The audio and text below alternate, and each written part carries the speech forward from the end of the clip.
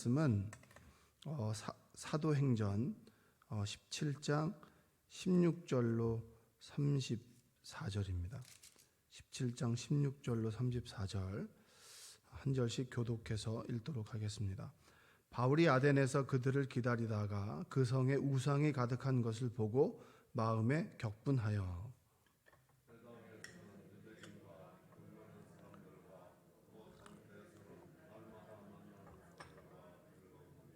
어떤 에피쿠로스와 스토아 철학자들도 바울과 쟁론할세 어떤 사람은 이르되 이 말쟁이가 무슨 말을 하고자 하느냐 하고 어떤 사람은 이르되 이방 신들을 전하는 사람인가 보다 하니 이는 바울이 예수와 부활을 전하기 때문이러라.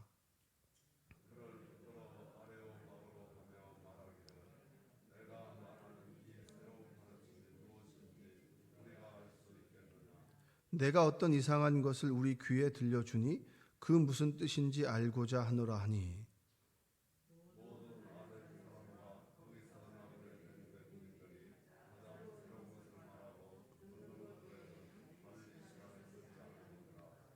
바울이 아레오바고 가운데 서서 말하되 아덴 사람들아 너희를 보니 범사에 종교심이 많도다.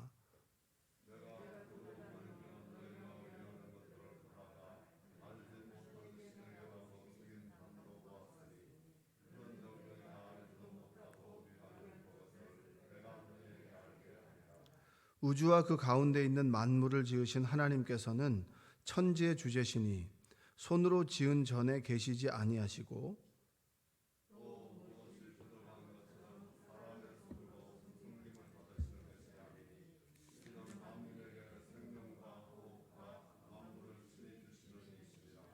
인류의 모든 족속을 한 혈통으로 만드사 온 땅에 살게 하시고 그들의 연대를 정하시며 거주의 경계를 한정하셨으니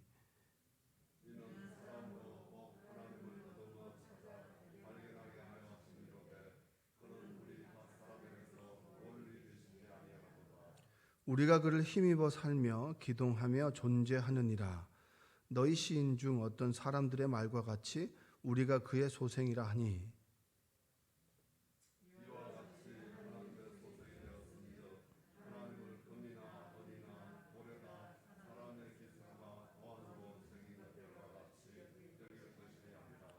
알지 못하던 시대에는 하나님이 간과하셨거니와 이제는 어디든지 사람에게 다 명하사 회개하라 하셨으니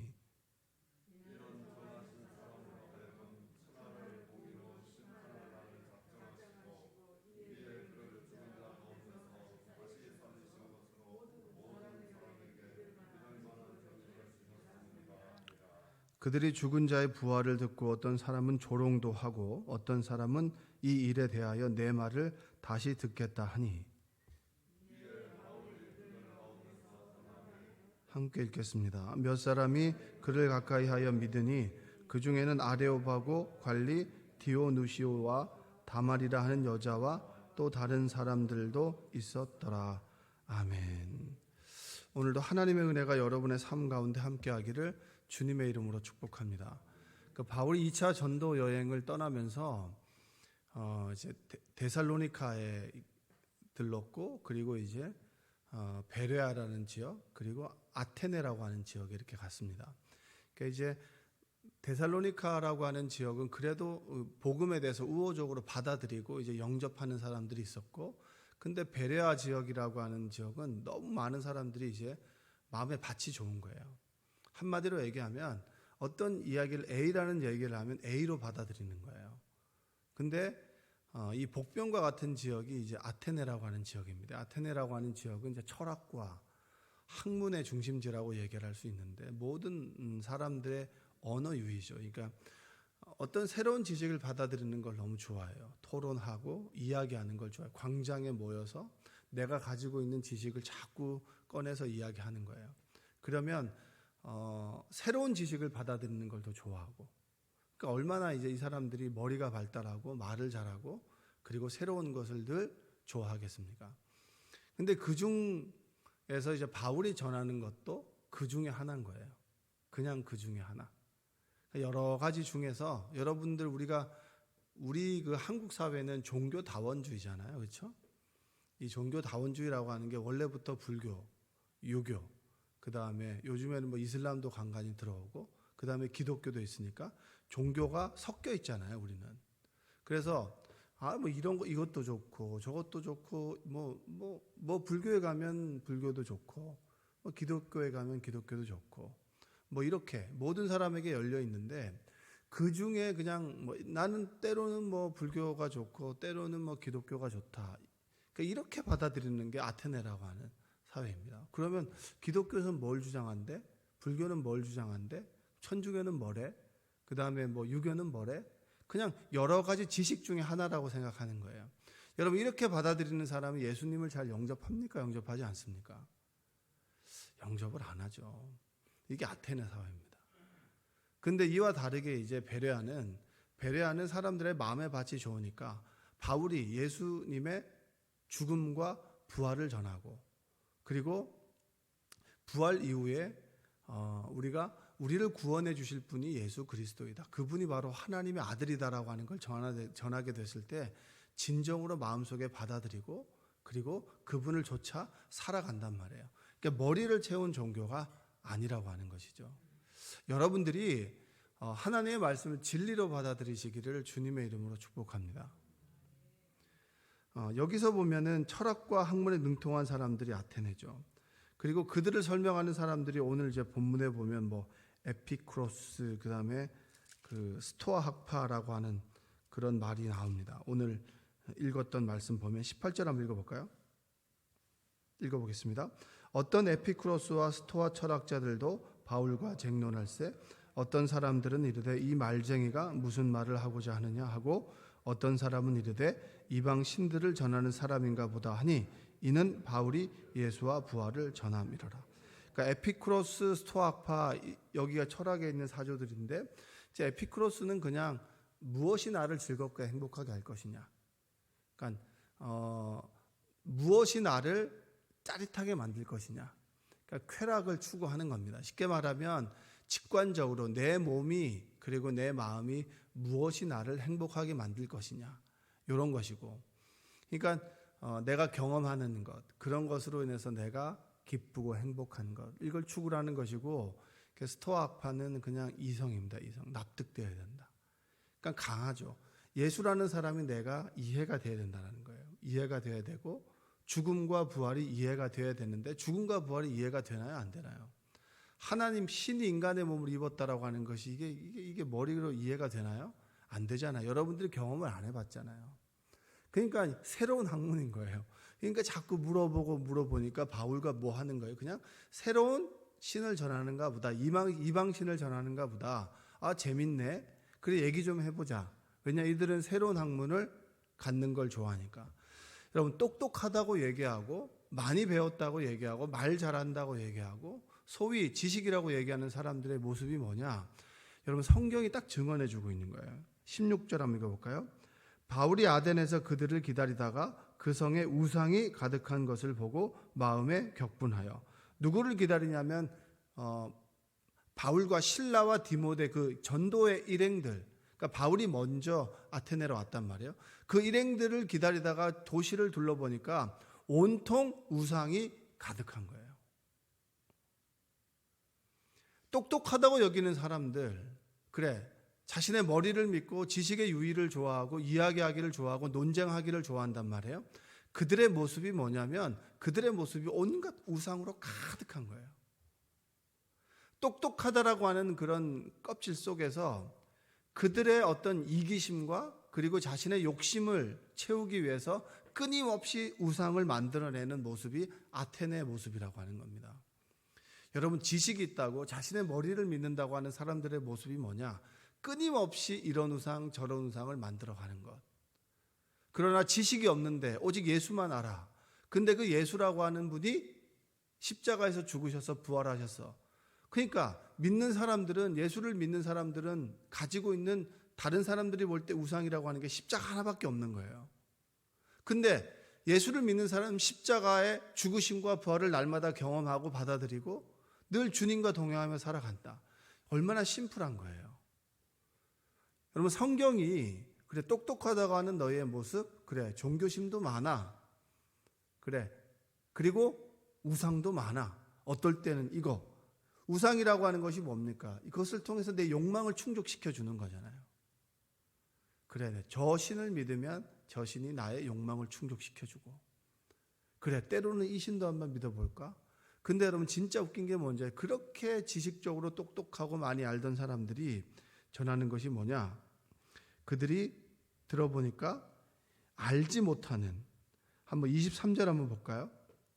23절 읽겠습니다. 시작. 내가 두루 다니며 너희가 위하는 것을 보다가 알지 못하는 신에게라고 새긴 단도 보았으니 그런즉 너희가 알지 못하고 위하는 그것을 내가 너희에게 알게 하리라. 자, 너무 똑똑해서 이신 저신도 다 알고 충분히 바울과 이야기할 정도니까 여러분 대단히 똑똑한 사람들입니다. 근데 그들이 모른다는 거예요. 하나님을 모른다는 거예요. 여러분 하나님을 진정으로 알게 되시기를 주님의 이름으로 축복합니다. 여러분 성경을 읽어보면 여러분 성경이 이해가 되시나요? 잘 이해가 안 되죠. 그렇죠? 안 되는 게 맞는 거잖아요. 저도 잘 몰라요. 그래서 늘 기도해요. 그냥 하나님, 제가 성경을 읽는 것이 아니라 성경이 나를 좀 읽어주옵소서. 말씀 속에서 나를 비춰보고 그리고 내 모습을 진짜 알고 내가 하나님의 말씀이 왜 필요한지를 매 순간 알게 하셔서 그 말씀을 조차 살아가게 하여 주옵소서.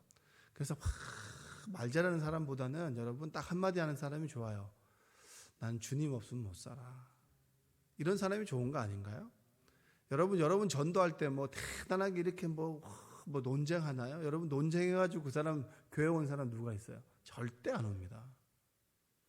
납득이 돼야 교회 온다는 사람은 여러분 죽을 때 돼서야 오나? 절대 안 옵니다.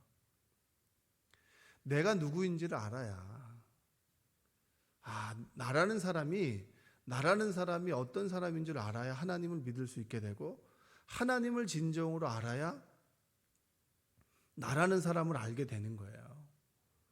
여러분 인간이 왜 하나님을 믿냐면 죽음 때문에 믿는 거예요. 죽음이라고 하는 공포, 그리고 나에게 그 시간이 다가온다. 그럼 내가 어떻게 하면 삶을 의미 있게 살아갈 것이냐? 이 죽음의 문제를 어떻게 할 것이냐? 이 죽음의 문제 앞에서 내가 분명히 이 죄책감을 가지고 살아가는데 이 죄의 문제를 어떻게 해결할 것이냐? 이 문제를 가지고 하나님을 믿는 것이지 다른 것 때문에 믿는 거 아니거든요. 더 많은 돈을 번다? 그것은 여러분 피상적으로 드러나는 부분이고, 진정으로 우리가 하나님을 믿는 것은 죽음에 대한 공포입니다. 죄에 대한 두려움이에요. 죄를 지어서 죽음 이후에 형벌이 있을 텐데 이 형벌의 문제를 내가 어떻게 할 것이냐. 이 문제 때문에 사실은 하나님을 찾아가게 되는 거예요. 근본적으로 보면.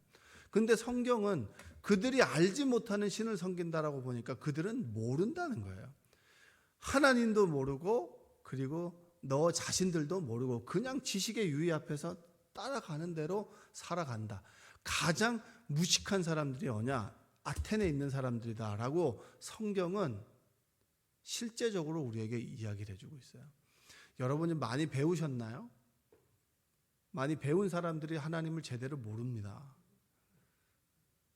그리고 나는 잘 안 배웠으니까 하나님을 몰라. 어떻게 보면 나는 학문적으로는 잘 못 배웠지만, 많이 배우지 못했지만 내가 살아가면서 위기의 순간순간마다 하나님을 찾았다면 오히려 하나님을 여러분들이 더 잘 알고 있는 것인 줄로 믿습니다.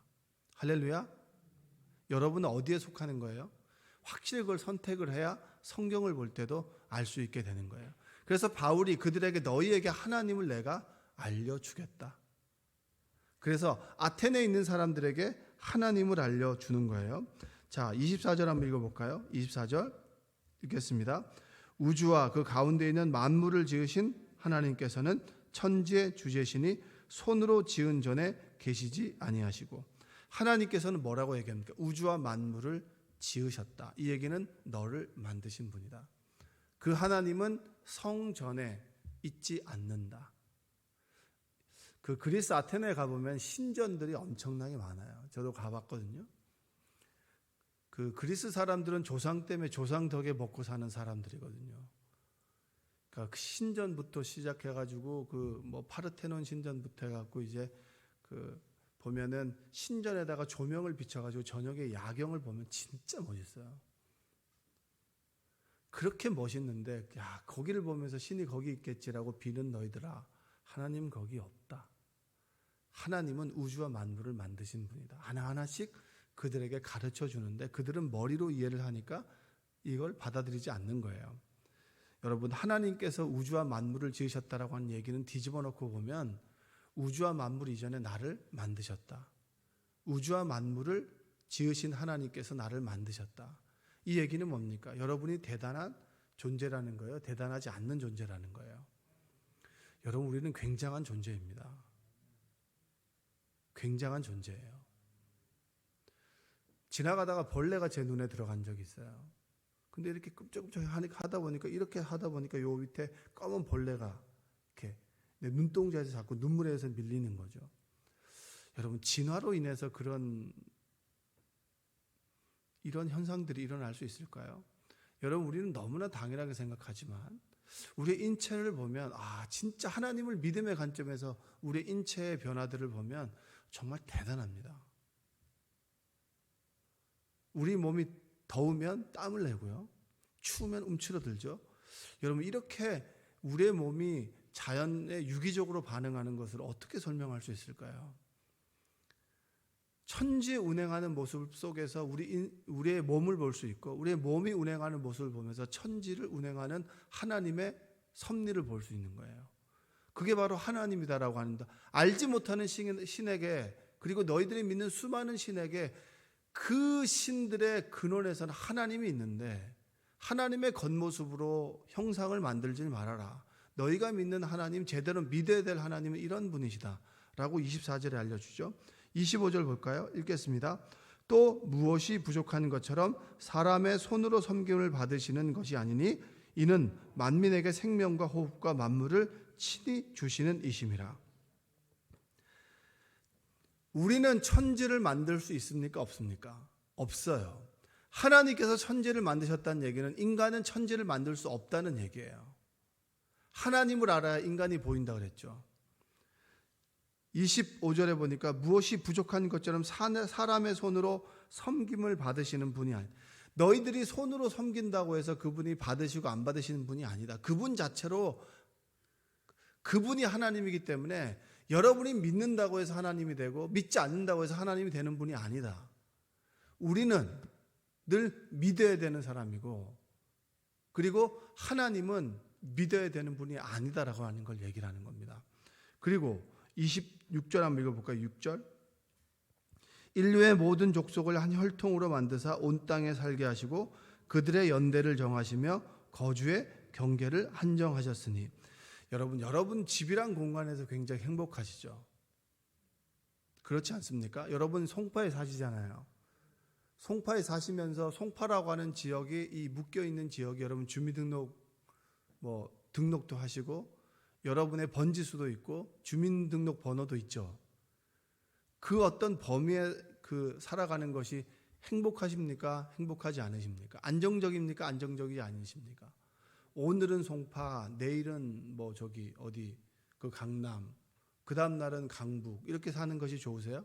하루하루 이렇게 돌아다니면서 역마살 끼듯이 히피처럼 살아가는 게 좋으세요? 아니면은 내 집이 공간이 안정적으로 있고, 그리고 내가 출근했다가 다시 내 집으로 돌아오고, 그리고 주일이 되면 교회 오고, 그리고 내 주변에 있는 사람들과 함께 식사하고, 이것이 좋으세요?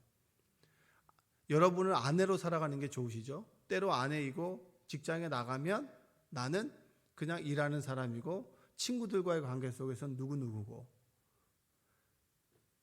여러분이 안정된 베이스가 좋으시잖아요. 그래서 집을 사시는 거 아닙니까?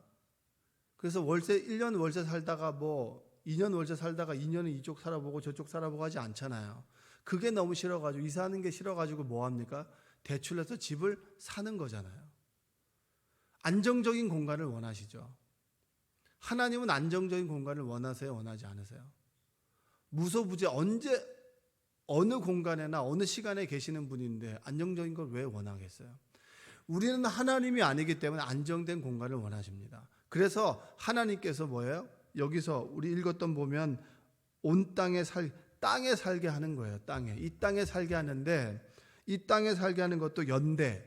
여러분이 21세기를 살아가시는 20세기와 21세기를 살아가는 분이시죠. 하나님께서는 20세기를 삽니까? 21세기를 삽니까? 하나님은 시간의 범위 밖에 계신 분이에요. 그래서 미래도 알고 과거도 아는 거예요. 우리는 시간 속에 살고 있죠. 그리고 우리는 땅에 살고 있기 때문에 거주의 경계를 정하셨어요. 그러니까 그 경계에 사는 것이 우리는 더 안정적이라는 거예요. 여러분이 대한민국 남성과 여성으로 살고 그리고 서울에 있는 송파에 살고 송파라고 하는 지역에서도 어디 산다. 어떤 아파트에 산다. 어떤 빌라에 산다. 어떤 주택에 산다. 몇 번지에 산다. 이것이 여러분 더 안정적이라는 거예요. 그런데 하나님은 여기에 살 필요가 있어요? 없어요? 없어요. 왜냐? 모든 것에 계시기 때문에 여기에 얽매일 필요가 없는 거예요. 그러나 우리는 뭐죠? 하나님이 아니기 때문에 어떤 공간에 얽매이고 그걸 소유하길 원하고 그리고 그 안에 거주하길 원하는 거예요. 그래서 연대와 경계를 정하셨다. 바닷물이 들어오고 나가 밀물과 썰물이 있잖아요. 썰물의 위치와 밀물의 위치를 누가 정하셨습니까? 여러분이 정했나요? 우리는 그냥 연구할 뿐이에요. 하나님께서 그 경계를 정하셨다는 거예요.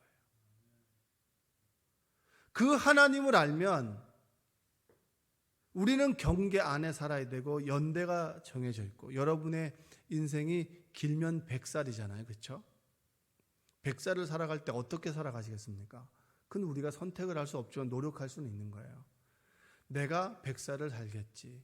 송파에 살겠지. 내 10년 후 인생이 어디에 살까? 늘 생각을 할 수 있지만 정할 수는 없잖아요. 하나님께서는 거주의 시대와 경계를 정했다. 그분이 누구자? 하나님이다. 바울이 끊임없이 그들에게 알려주는 거예요. 근데 그들은 믿는다, 믿지 않는다? 믿지 않는다.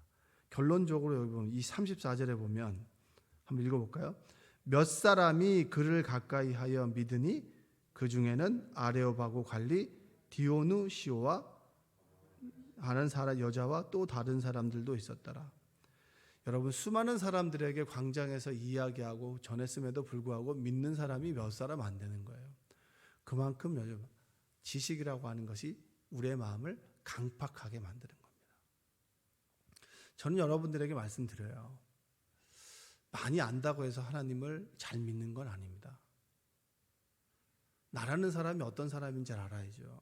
죽을 수밖에 없는 사람이구나. 예수님께서 어린 아이들이 나에게 오는 것을 금하지 말고 용납하라. 하나님의 나라는 이런 어린 아이와 같다라고 말씀하셨어요. 왜 말씀하셨을까요? 어린 아이들은 받아들이잖아요. 수용성이 있잖아요. 어렸을 때 아이에게 이렇게 하지 마라, 저렇게 하지 마라, 이건 해라, 저거 해라 그러면 어린 아이들은 받아들이죠. 근데 언제부터 받아들이지 않습니까? 사춘기.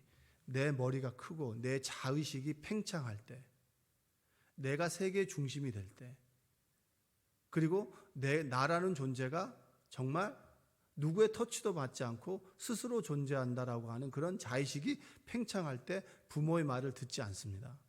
그때는 어떻게 되죠? 스스로 깨달아야 되는 거예요. 부모가 아무리 얘기를 해도 듣질 않으니까 뭐죠? 서로 싸우기도 하고 달래기도 하고 서로 협상하기도 하고 타협하기도 하잖아요. 어린아이들은 받아들입니다. 그러나 어른들은 받아들이지 않아요. 어른들은 순수함을 잃어버렸죠. 나에게 득이 되면 믿고 득이 되지 않으면 믿지 않습니다. 여러분들이 여기 앉아 있지만 예수님을 믿는 것이 여러분에게 득이 되나요? 득이 되지 않나요? 저는 득이 되기 때문에 믿습니다. 여러분들은 어떤지 모르겠지만 저는 내 죽음의 문제나 내 인간의 한계에서 이 문제를 해결해 주실 분이 하나님이구나. 나라는 사람이 누구인가? 아버지를 알아야 나를 알 수 있겠구나. 내가 성격이 왜 이렇지? 아버지를 알아야 알 수 있듯이 내가 하나님을 믿는 것은 철저히 개인적인 이기심입니다. 그러나 이기심으로 하나님을 믿지만 하나님을 알아가면 알아서 나 중심의 삶이 아니라 내가 사랑을 받았듯이 사랑을 해줘야겠구나.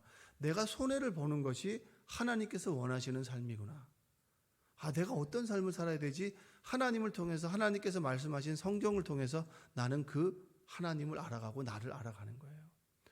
여러분들이 지식적으로 채우기보다는 하나님의 말씀 앞에서 아멘으로 받아들여 그 말씀대로 온전히 살아가시기를 주님의 이름으로 축복합니다. 믿어야 될 것들은 믿고 믿지 않아야 될 것은 믿지 않는 그런 것이 아니라 하나님의 말씀이라면 온전히 어린아이들처럼 받아들이게 되는 수용성이 있기를 주님의 이름으로 축복합니다. 오늘 주신 말씀 앞에서 그래, 자꾸 머리로 채우려고 하는 것보다 내 마음의 밭을 기경하여서 베레아 사람들처럼 하나님의 말씀의 씨앗이 떨어지게 되면 그 말씀의 씨앗이 나에게 싹이 틔우고 자라고 열매를 맺기를 원합니다. 사랑하라 그러면 사랑할 사람과 사랑하지 않은 사람들을 구분하지 말고 사랑하기 위해서 애쓰는 여러분 되시기 바랍니다. 근데 정말 저 사람은 사랑이 안 돼.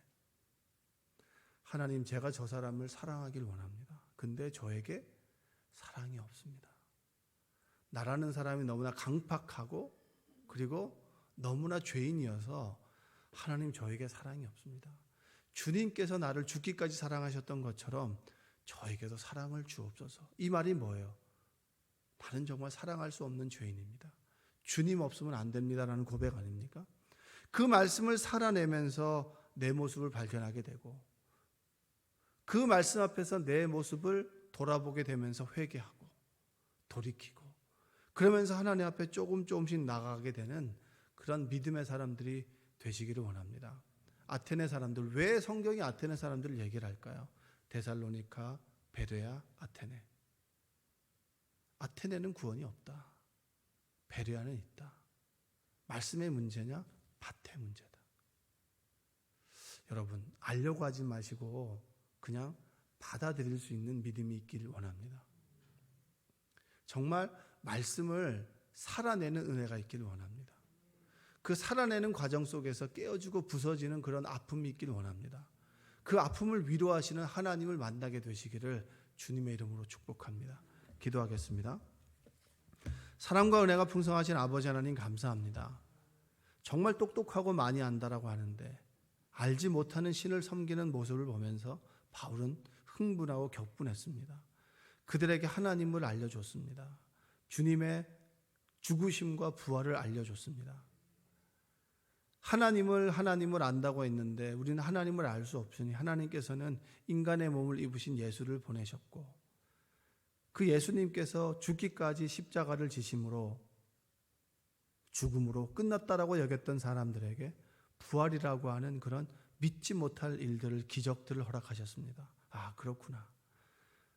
우리는 죽을 수밖에 없는데 그 죽음이 부활로 연결되는구나. 예수를 믿어야겠다. 그리고 천국을 소망해야겠다라고 하는 것을 몸소 보이셨습니다. 그런데 그것을 몸소 보이신 예수를 자꾸 머리로 믿으려고 합니다.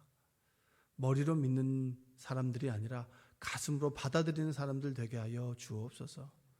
그래서 말씀의 씨앗이 심겨질 때마다 정말 내 믿음이 날마다 일치월장하게 하시고 그리고 날마다 새로운 믿음이 나에게 생겨나게 하셔서 나의 모습 가운데 예수의 모습이, 하나님의 형상이 온전히 회복되도록 주여 도와주시옵소서. 마귀는 끊임없이 우리에게 교만의 씨앗을 씹습니다. 마귀의 형상이 교만이요 자만입니다. 나를 드러내는 자의식의 팽창이 아니라 정말 나는 죽고 예수로 살아가는 인생 될 수 있도록 우리를 인도하여 주옵소서. 예수님의 이름으로 기도합니다. 아멘. 우리 이 시간에 84장 1절 하시고 우리 함께